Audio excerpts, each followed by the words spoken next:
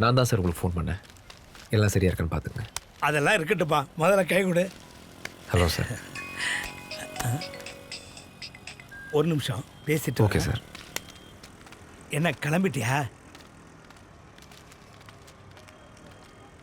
கடைசி நேரத்தில் முடியாதுன்னு சொன்ன எப்படியா?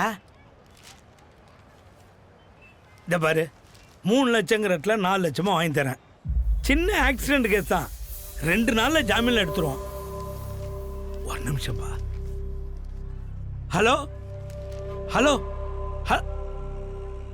ஏதாவது பிரச்சனையா சார்?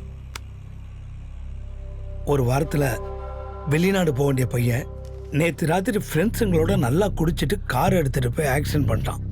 அந்த பையனோடப்பா யாராவது நான் தான் கார் ஓட்டினேன்னு ஒத்துக்கிட்டு கோர்ட்டில் போய் சரண்டர் ஆனால் பணம் தரேன்றாரு. அதுக்கு தான் அந்த பையில ஏற்பாடு பண்ண. கடைசி நேரத்தில் ஜகா வாங்கிட்டான். பணம் கிடைக்குன்னா நான் போகிறேன். இதுக்கு முன்னாடி முன்ன பின்ன ஜெயிலுக்கு போயிருக்கியா? இல்லை. இவன் ஆக்சிடென்ட் பண்ண காரோட டிரைவர் உயிர் ஊசலாடிட்டு இருக்கு. செத்துட்டான், கேஸே மாறிடும். நான் ஏற்பாடு பண்ணவன் பொழப்ப பணத்துக்காக அடிக்கடி ஜெயிலுக்கு போயிட்டு வருதான். புரிஞ்சுக்க. 5 லட்சம் கேளுங்க, நான் உங்களுக்கு 50,000 தரேன். டீல் ஓகேண்ணா அவங்கள்ட்ட பேசி ஒத்துக்குவீங்க. நான் டீ சொல்லிட்டு வரேன்.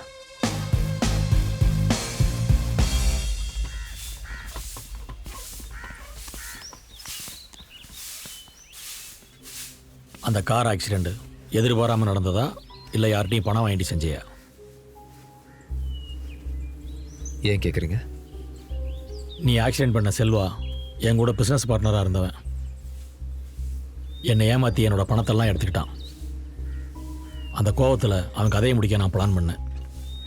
அந்த பிளான் எல்லாம் சொதப்பிருச்சு. அவனுக்கு லோக்கல் மினிஸ்டரோட சப்போர்ட் இருக்குது. அதனால் வெளியே இருந்தால் என் உயிருக்கு ஆபத்துன்னு நான் உள்ளே வந்துட்டேன்.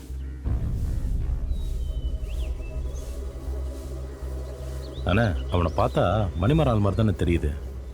இந்த நிமிஷம் கூட 2 பேரும் தனியாக தான் உட்காந்து பேசிகிட்டு இருக்கானுங்க. நான் தண்ணி அடிச்சிட்டு கார் ஓட்டுனால தான் ஆக்சிடென்ட் நடந்துச்சு. மற்றபடி நீங்கள் நினைக்கிற மாதிரிலாம் ஒன்றும் இல்லை. இங்கே பார், உனக்கு வேணா அது சாதாரணமான விஷயமா இருக்கலாம். ஆனால் செல்வா அப்படி இருக்க மாட்டான். எதுக்கு நீ கொஞ்சம் ஜாக்கிரதையா இரு.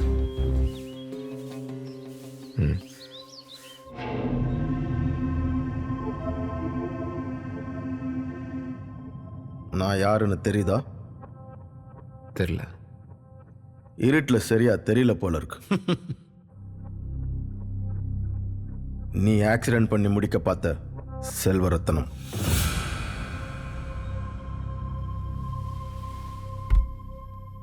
எனக்கும் அந்த ஆக்சிடென்ட்க்கு எந்த சம்மந்தம் கிடையாது சார். எனக்கு அவசரமாக பணம் தேவைப்பட்டுச்சு. அப்போ தான் அந்த ஆக்சிடென்ட் நடந்துச்சு. நான் தான் காரை ஓட்டேன்னு ஒத்துக்கிட்டு சரண்டானா நான் கேட்ட பணத்தை தரேன்னு சொன்னாங்க. அதான் ஒத்துக்கிட்டேன். அப்போ யார் ஆக்சிடென்ட் பண்ணான்னு உனக்கு தெரியும்? தெரியாது. நான் பணம் கேட்டு போனவர் தான் இந்த மாதிரி விஷயத்த சொன்னார். உனக்கு மணிமாறனுக்கு என்ன சம்மந்தம்? அப்படி யாரும் எனக்கு தெரியாது. சரி, பணத்துக்காக தான் நான் உள்ளே வந்தேன்னு சொன்னேன்.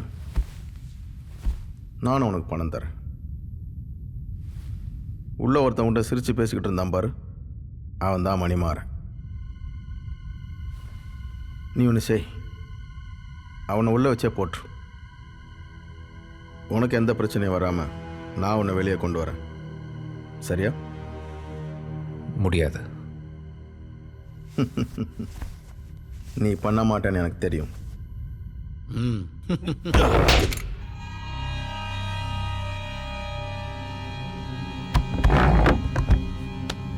இப்போ சொல்கிறான், மணிமாறன்கிட்ட எவ்வளோ பணம் வாங்கினேன்? உனக்கு யார் கூட என்ன பிரச்சனைன்னு எனக்கு தெரியாது. ஆனால் நான் எந்த தப்பும் செய்யாமல் தண்டனை அனுபவிச்சுட்ருக்கேன். அப்படின்னா தப்பு பண்ணுறதுக்கான முழு தகுதி எனக்கு இருக்குன்னு அர்த்தம். புரியுதா? உனக்கு 2 நிமிஷம் டைம் தரேன். என் மேலே கையை வச்சதுக்காக மன்னிப்பு கேட்டு எஞ்சி ஓடிட. இல்லைன்னா என்னை சந்திச்சதுக்காக காலம் பூரா வருத்தப்படுவேன். நான் காட்டுறேன். உண்மையை ஒத்துக்கிட்டு நான் சொல்ற மாதிரி செய்யல, உள்ள வச்சு அவனோட சேர்த்து உண்மையை முடிச்சிடும். சார் புரியுதா? என்ன சார் பண்ணிக்கிட்டு இருக்கீங்க? சார் விடுங்க. என்ன பண்றீங்க சார்? விடுங்க சார், விடுங்க சார். இப்படி வாங்க சார். மினிஸ்டர் சொன்னான்னு ரிஸ்க் எடுத்து உள்ள விட்டா என்ன காரியம் பண்ணிட்டு இருக்கீங்க? சார் ஒரு 5 நிமிஷம் வெளில இருங்க. ஒரே ஒரு விஷயத்தை மட்டும் கேட்டு அவனை விட்டுறேன். ஒன்றும் பண்ண மாட்டோம் சார். ஒரு 5 நிமிஷம் மட்டும் வெளியே இருங்க. 2 நிமிஷம் டைம் தரேன். அதுக்குள்ள கேட்க வேண்டியதை கேட்டுட்டு உடனே அவனை வெளியே அனுப்பிடுங்க. அது வரைக்கும் இது என்கிட்ட இருக்கட்டும். அடிக்கிறதா இருந்தா வெளிக்காயம் எல்லாம் பார்த்துக்கோங்க.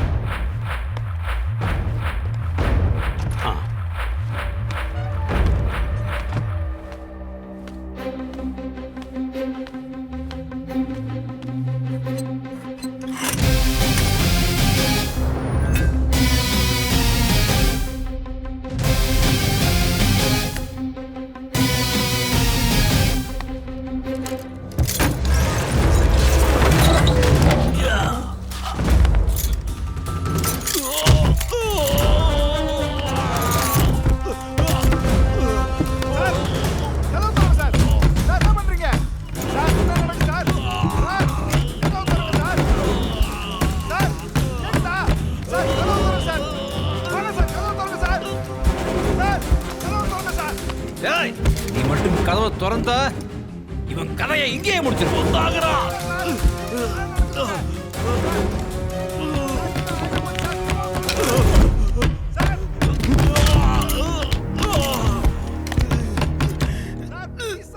இந்த உயிர் பயம் காட்டி மிரட்டதெல்லாம் வேற வேண்டியது வச்சுக்கோ.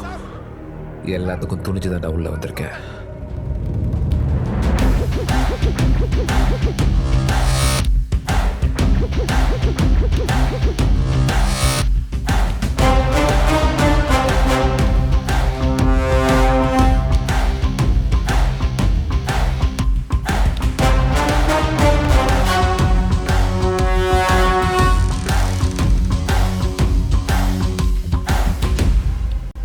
தமிழ் அண்ணே இங்கே இருக்கான். சார் ஒரு நிமிஷம். என்ன தமிழ், எப்படி இருக்க? இருக்கேன். ஆப்ரேஷன் முடிஞ்சுதா? தாத்தா எப்படி இருக்காரு? ஆப்ரேஷன்லாம் நல்லபடியாக முடிஞ்சிருச்சு. ஹாஸ்பிட்டலில் டாக்டர் 4 நாள் இருக்கணும்னு சொல்லியிருக்காரு. ரொம்ப நன்றிண்ணே. பணம் பத்துச்சா? அதெல்லாம் ஒன்றும் பிரச்சனை இல்லை தமிழ். ஹாஸ்பிட்டலில் இருந்த டிரைவர் இறந்துட்டான். நீ ஒன்றும் கவலைப்படாத. நான் வக்கீல்கிட்ட பேசியிருக்கேன். எவன் கையில் காலையாவது விழுந்து உன்னை எப்படியும் வெளில கொண்டு வந்துடுறேன்.